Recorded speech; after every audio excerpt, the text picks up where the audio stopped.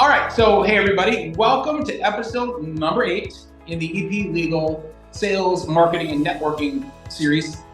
And this is a pretty important episode, and I'm here for the first time with another partner from EPlegal that hasn't been any, and this is Twin Gwen. And how are you doing today, Twin? Are you okay? Yes, I'm good. Thank you so much for interviewing me today. I am the Twin Nguyen, the partner of EPlegal. I'm very happy to interview with you today. All right, great. So we're going to put together another piece of content, and I think since for law firms it's so important to actually get business by way of networking, because it's not something where you run a big giant TV commercial, like you can do for a lot of products and so forth. It's generally something where you have to get it by shaking hands, right? So that's the reason why this strategic event mastery episode is really, really important. So this is really about unlocking success through meticulous planning and engagement. And with that, I guess the big question to start with is why even engage in events? And I think a lot of law firms think like this, and it's a mistake. You don't want to make events the only way that you market, which is why we have all the other episodes that we have. But why engage in events? Twin, what's your answer to why law firms should be engaging in events? I think the law firm should be go to the event because that's a good way for event to meet some person who is a potential client there, especially in the industry event. We can meet a lot of people work in that industry, talk with them, sharing with them, and sometimes we try to the law networking event so we can find a client there to support each other in our career. Right. So mostly it's about building relationships with potential clients and potential partners in law, correct? Yeah, sure. Right. And what percentage of EPlegal's business would you say? And again, we don't hide anything on here. We're going to tell you the numbers, and we're here to share and actually be 100% open and honest about how we do business, because we want every law firm that watches this to succeed and do better. What percentage of EPlegal's business would you say is actually generated by focusing on going to events? Is it 20%, 50%, 70%? Just a ballpark guess.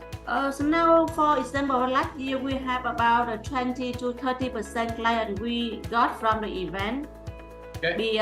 Beside our traditional and honest client.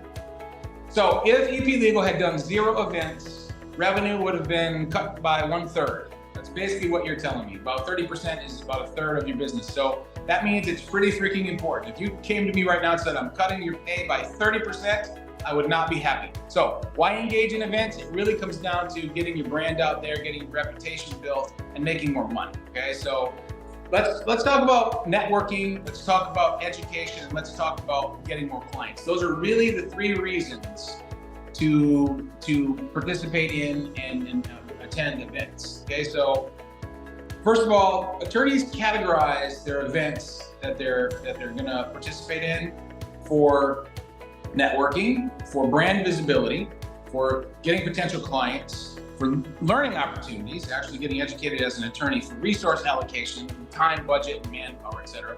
And those are the main reasons why how you should categorize events. When you're looking at them, you should actually ask yourself about those things. What are the networking opportunities? How do I build brand here? How many potential clients can I get? How much can I learn from this? And then, how many resources am I going to gain or lose by going to this event, right? So let's talk about the types of events that we have. And Twin, I know you know all these by heart, but I'm making sure I put them on the screen for everybody else. There are really 3 types of events, okay? The first is the types of events that you attend, right? These are events that you go to as an event ticket holder. And you show up there and you go largely to learn and to network. Then you have events that you present or speak at. Here you're the authority and you're on the stage, you're part of a panel, and you're building your reputation and your authority at these types of events. And then the third type is events to sponsor.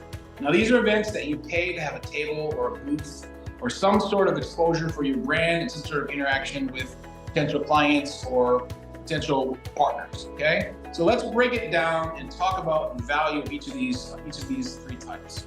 So Twin, let's talk about events to attend. Obviously, cost efficiency, things related to what we do at EPlegal, international dispute resolution, involvement of key stakeholders, networking opportunities are all things to consider. And then corporate counsel, international business, legal practitioners in Southeast Asia, the UK, etc., are the type of clients and partners we want. But how would you talk about events to attend? This is the first event my partner Equin Ansi tried to the event for the urban railway station system in Vietnam. So that is a very new career in Vietnam. So we have a lot of potential clients there who work for that industry. And Tony, he tried to the event for the arbitration in Malaysia. So that's why we. So these events, Tony and Quinnan, your partners, these are photos of your partners, they're attending these events.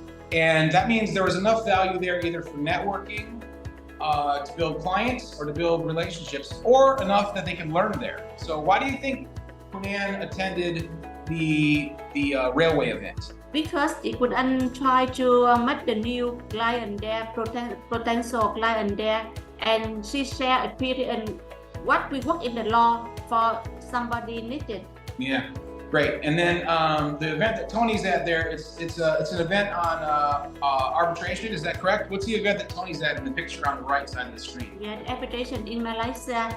Anthony he have a lot of experience for the arbitration in international arbitration and in Vietnam. So that's why she want to share for our colleagues in Malaysia or some country about experience in Vietnam and learning about from them and connection with each other, support each other if we have the case, about case.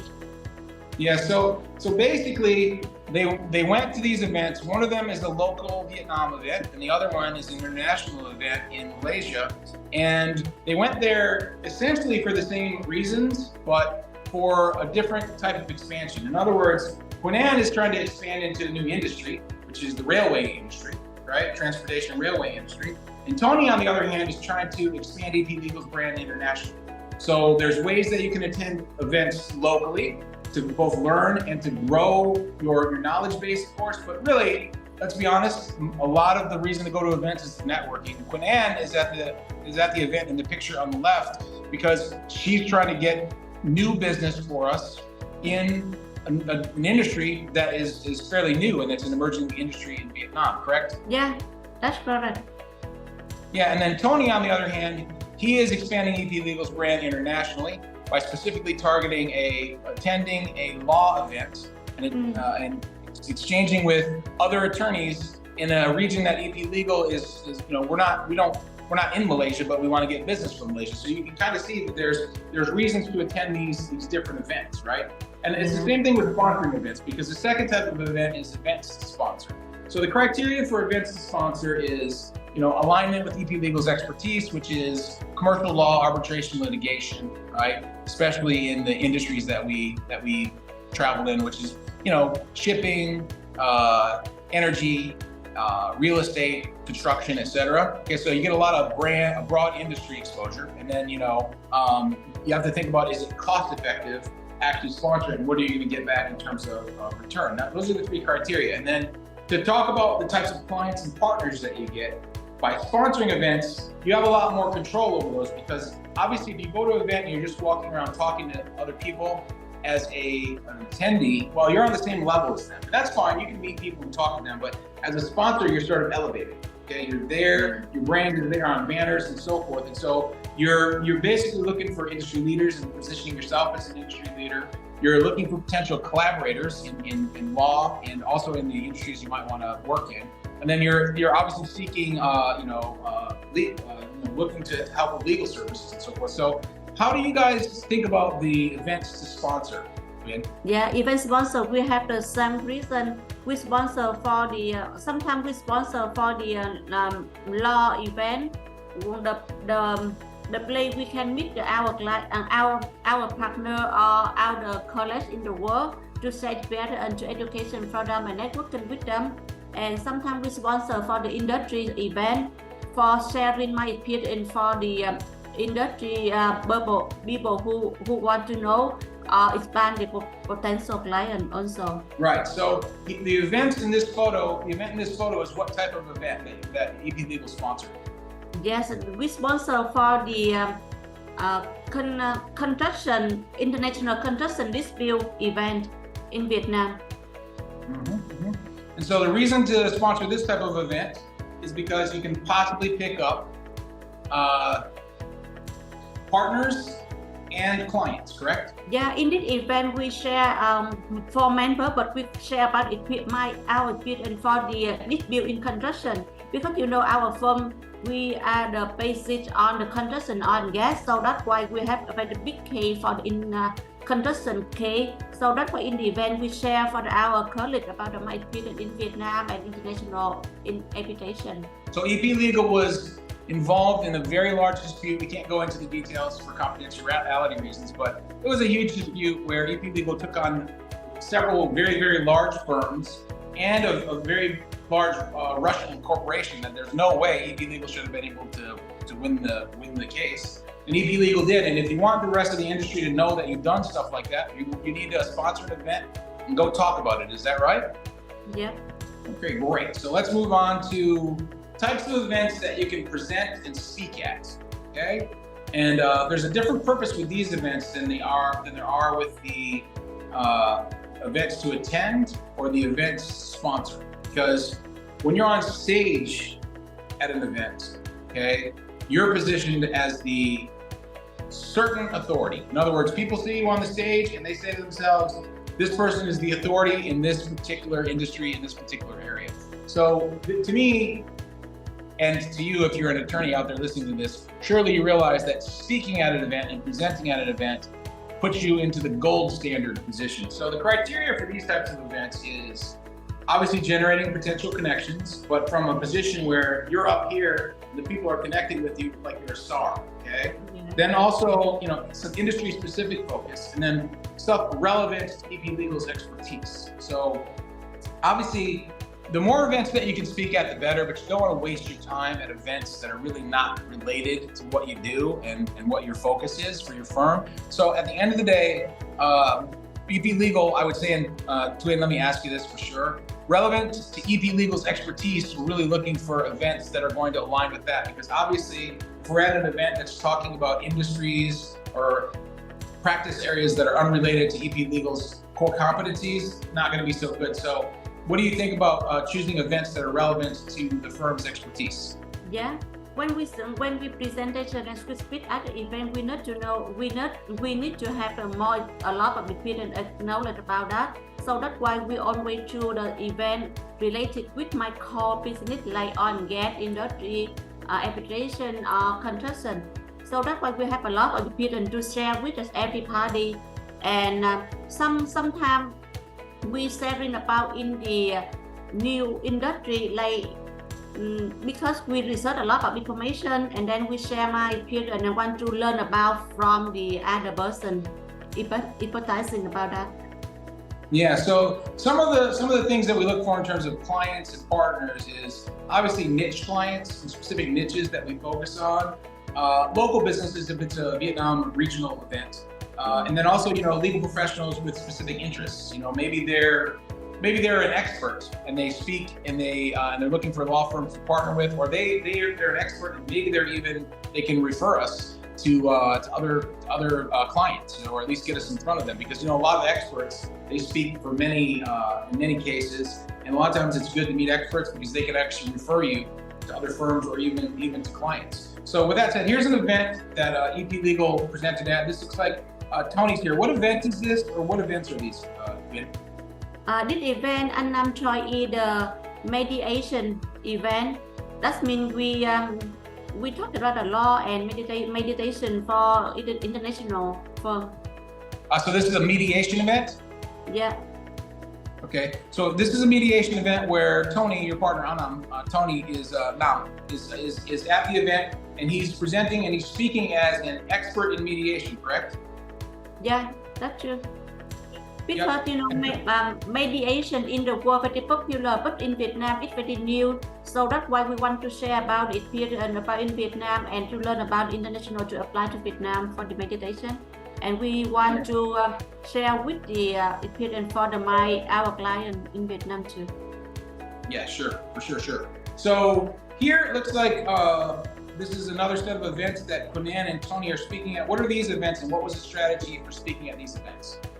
Yeah, that event, our sharing about our experience for the big case we win in Vietnam in international arbitration, especially for the BVN case. So after that, we shared experience with the BVN person who wrote in the legal and share with some subsidiary BVN too. So here's another opportunity to talk about EPlegal's experience and accomplishments and so forth, and do it from the position of up on the stage, sort of speaking to the audience as the expert and the authority, which then further cements and moves forward the firm's reputation, correct? Yeah.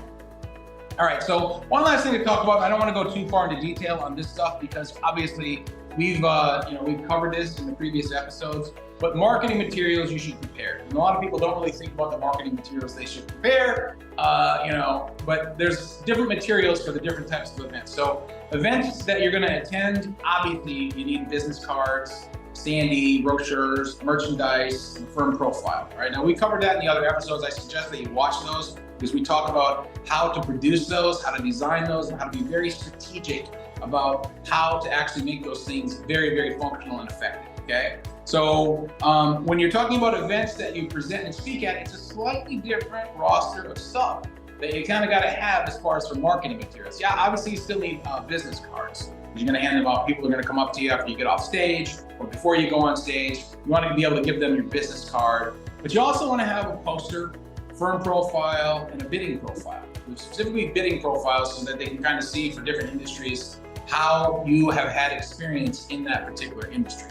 And then last but not least is the events that you attend. For the events that you attend, you basically just need your business card and maybe bring some profile booklets with you as well. So let's move on to maximizing the impact of events on ranking. Now, this is something most people don't really think about. They go to events and they're only thinking about networking and picking up clients there and so forth. But when someone goes to look for an attorney or a law firm to actually hire in any industry, but specifically in the commercial law industry, Twin, what would you say is the first thing most people do? They don't know what law firm to hire. Where do you think the first place they look is? I think the first they look in our website. That is the first thing they are looking for our. Now, even before they know about you, they don't know about you yet. Where do you think most people go to actually figure out what law firm to work with, what the top law firms in the area are? In the ranking sites, right? Largely, they're going to go to the ranking sites and check those out, right? So with that, one of the things that really is important to think about is the idea that when you're at events, especially events in your industry with, professional colleagues and even competitors, okay? It's really about relationships and recognition as it relates to the ranking sites. Because if you're a firm that's moving your way up the ladder in the industry, first place people go look to figure out who they're gonna work with beyond somebody telling them about a firm is they go to the ranking sites to see how well formed and how well ranked that firm is, right? Now, you might not have thought about it, but when you go to the ranking sites, those rankings, we did a whole episode on this too, so you're going to want to check out the one on how to get ranked higher on the ranking sites. Those ranking sites are generated by the referrals that you have, okay, and the work that you've done. And the other thing is, how do your competitors, the other people in your industry, talk about you, right? So when you go to an event like this, you should be interacting with your competitors, and you should be doing it in a way that shines a very positive light on you. You agree with this, Twin, and any thoughts on it? Yeah, I agree with you. And, okay, so what are your thoughts on how you should be interacting with your competitors at events? How do you handle that type of thing? I think competitors, we have a lot of competitors, not only for the event or for the video or something like that. So I think that if the competitor make us stronger, because if we don't have competitor, we feel safe, so we don't want to try our best to find the client with a good service. Right. And so as it relates to the ranking sites, as you know, the ranking sites actually call all the other law firms in the area, and they talk to both your partner firms and your competitive firms, right? So why is it so important when you go to events to really think about having good relationships with your competitors at the events as it relates to the ranking sites and getting ranked higher on the ranking sites? Because the ranking site not talk too much about us, right? They just know about the general information. But for the event, we can show them by personal how we can connect with them. So personal connect always better than the paper connection. Yeah, sure. And so at an event, when you get a chance to talk to your competitors, the next time that the ranking sites call them and ask them, to interview them and talk about their competitors, because part of your ranking comes from how your competitors talk about you. When they say, who do you think is the top firm in your area in arbitration, or who do you think is the top firm in oil and gas or shipping or whatever, they're actually going to talk to your competitors as well. So events where you're speaking with your competitors in a very counterintuitive manner, give them an opportunity to build relationships with your competitors. So when those ranking sites, Legal 500, Chambers and Partners, etc., call your competitors, you want them to go, oh yeah, EPlegal, yeah, because they're talked to you at the events and they've gotten to know you. So that's actually pretty important. Now the other thing obviously is relationships with your colleagues, because same thing with the ranking sites. You want to be top of mind even for your colleagues, so that when the ranking sites are doing their surveys of your colleagues, that they are also mentioning you. That's a really important consideration, okay? And then also partnerships, just in general, a lot of partnerships come out of events, right? So you want your competitors to talk nicely about you to the ranking sites, so your rankings go up. You want to keep building relationships with your colleagues so they talk well about you on the ranking sites, and also so that you can maintain those good relationships. Ultimately, those can lead to partnerships. And then your existing partnerships, those events are where you see those partners at, and you get a chance to bond with them, right? And then of course, referral networks at events are a really important thing as well, because those are structured referral networks that can lead to more business. So with that, Twin, I want to give you the last word here. Any final thoughts on how people should be thinking about events? And I'd say my question for you at the end here is, when it comes to events, how important do you think events are as it relates to driving business for a law firm? How important? Do you think on a scale of 1 to 10, it's a 1 or a 2, or is it a 9? Is it an 8? I think the event is called around 5 point in our point important, because that is the way for we expand the potential client, and we can align with our partner in the other law firm. Yeah, great. So I just want to say thank you, Twin, for joining me today. We've got another episode to shoot, episode 11. You'll also be at episode 11. And I thank you for being on. You're a very kind, intelligent woman. And so with that, I just want to say thank you to everybody for watching. Make sure that wherever you're watching this, if it's YouTube or Facebook or LinkedIn, wherever you're at, that you like the video, you follow and subscribe. And if you're somebody who we sent this video to, as part of stuff that we share, we just want to tell you, we really make this stuff because we enjoy helping other law firms succeed. Because the better that the law industry does, the more strength there is in the relationships that we have, the better everybody does. So that's sort of our logic. So with that, I just want to say thank you, and have a great day. Make sure you follow, you like, you subscribe,